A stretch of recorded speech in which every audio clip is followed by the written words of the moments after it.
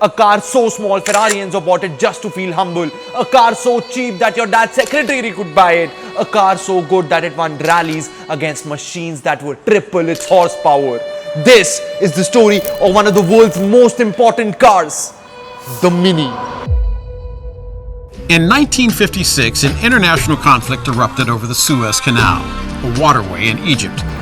The year is 1956. The Suez Canal fuel crisis broke out and the world was forced to drive these.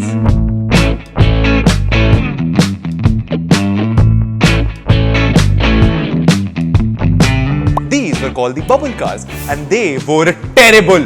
3 wheels, no dignity, जैसे कचड़े के ढेर पे पहिए. Comes in the picture Leonard Lord, the boss of British Motor Company, and he looked at them and said, अबे क्या ये कौन बनाया इसको?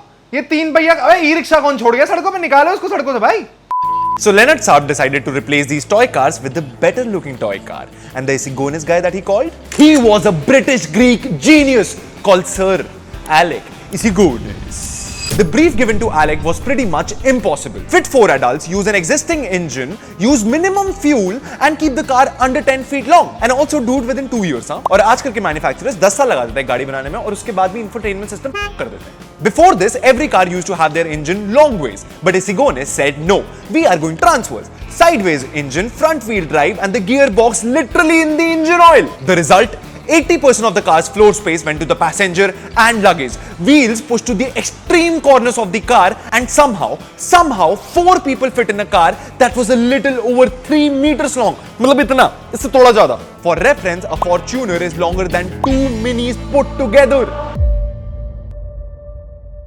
And on August 26, 1959, the Mini went on sale at a price of £496, making it the cheapest car in Britain. And what was about to come was going to rewrite history.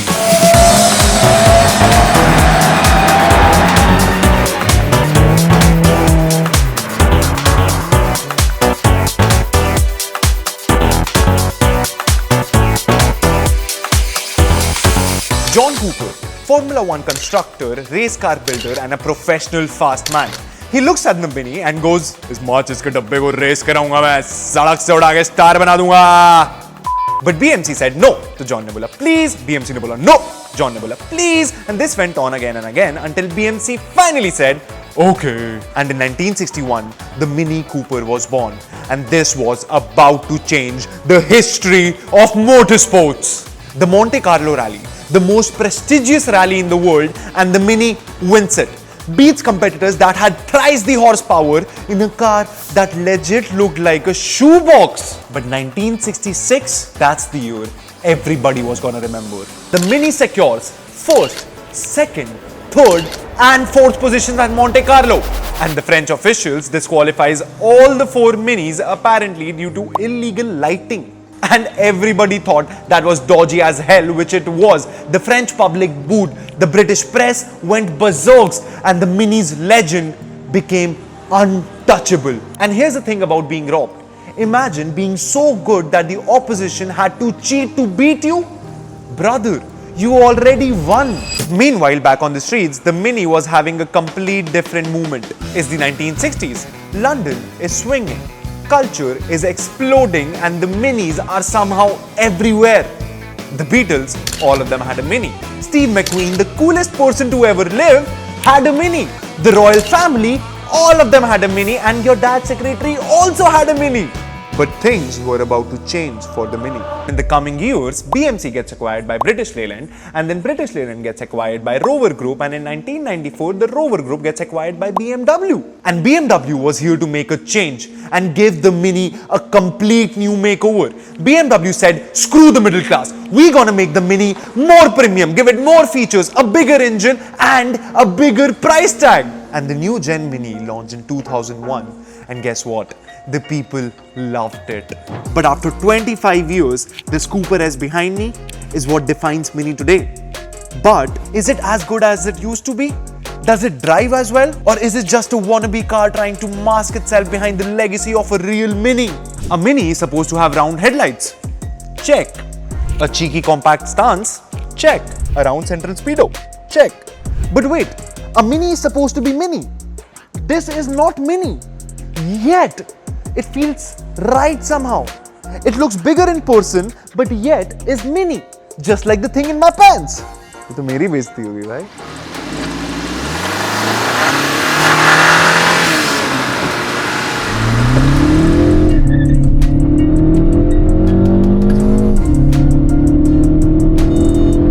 The Cooper S is powered by a 2-liter turbocharged inline 4-cylinder engine, also called the BMW's legendary B48 engine, which produces 204 horses, and oh boy, it's enough to put a smile on your face.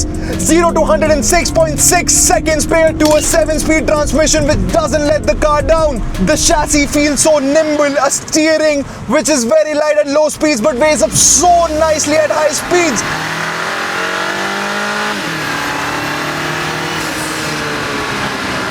But wait, one thing is missing, and it's the paddle shifters. And not giving this car paddle shifters is nothing but stupidity by Mini. And it hurts like a knife in the back every time you're pushing the car and you want to take out the full potential out of the car. Mini, सीधा बोल दो ना आप ऊपर वाले model पे upgrade करवाना चाहते हो. Talking about the suspensions, well, there is barely any gap between the tires and the chassis of the car. But yet the suspensions do a great job at absorbing the road imperfections. They're not the most comfortable suspensions, but whenever you are thrashing the car like I am right now, these suspensions just start to make sense.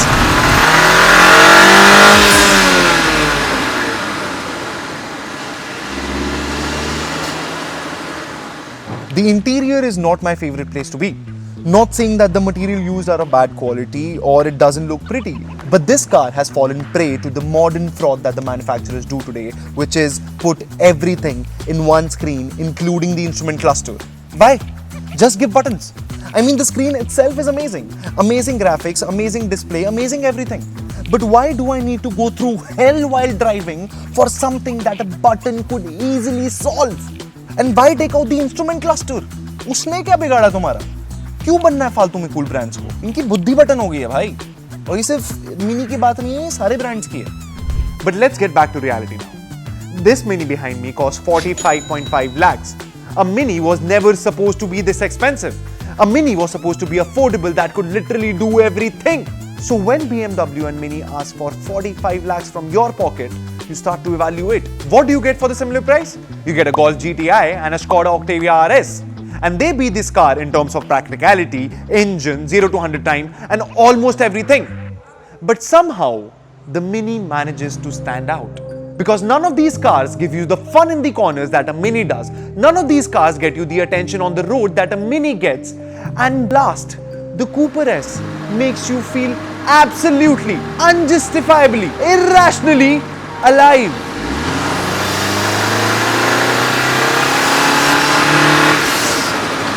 Thank you so much for watching this video. We had a great time shooting this one, and we are going to be coming out with some mind-blowing, staggering, jaw-dropping, eye-opening content very, very soon. So make sure that you are subscribed. My name is Divij Sindhwani, and you are watching The Driver's Hub.